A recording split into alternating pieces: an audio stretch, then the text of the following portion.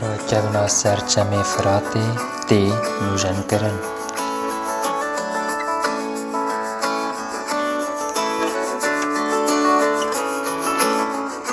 Ber pirsekî encûmena sivîla Reqa de xuya kirin ku heya dawiya vê mehê dê çêkirina pira navendiya Reqayê bi dawî bibe ku nêzîkî 65 metreyan dirêj e.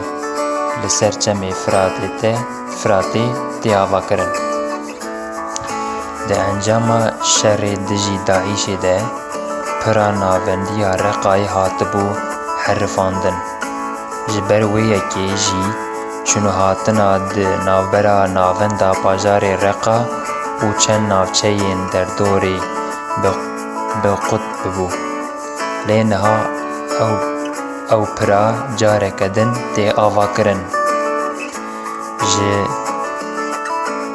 19 Hezîrana sala 2018 dest bi nûjenkirin û avakirina pira navendiya Reqayê hatibû kirin û di çend rojên bê de ew pira bi awayekî fermî ji bo xelkê û tevgera kamyon û otomobîlan tê vekirin. Li bajarê Reqayê Bakurê Sûriyê encûmena sivîl pirakevna serçemê Firatê nûjen dike. Ew pira bajarê Reqa û navçeyên başûrên parêzgehê bi hev ve girê dide. Bi gotina berpirsên encûmenê dibe ku berî dawiya meha Nîsanê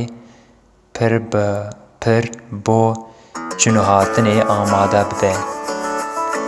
Endamê encûmena sivîla Reqayê Ebdurrehman Hesen dibêje di 19 Hezîrana 2018 de kar dest pê kir. Me beşên herifî heta 20 tîrmehê nûjen kirin. Avakirina pirê di 1 Çileyê 2019 de bi dawî bû. Ji Çile heta 21 Adarê me beşe hesin kirine û li gel beşên bingeh danîne û temam kirin. Em li ser karê xwe berdewam in û înşelê heta 3-4 rojên din bi dawî dibe. Di şerê dijî Daişê de pirakevna Reqayê rû bi rûyê topbaran û bordumanê bibû. Piraniya stûn û beşekî zêdeyê qalibê serekî herifîn di encam de rêya çûnûhatinê qut bû. Endamê encûmena sivîla Reqayê Hesen Mistefa jî got em kar dikin daku karûberên ji nû ve avakirin û nûjenkirina pirê bi dawî bînin. Em bihêvîne herî zêde pir di 18 vê mehê de amade be.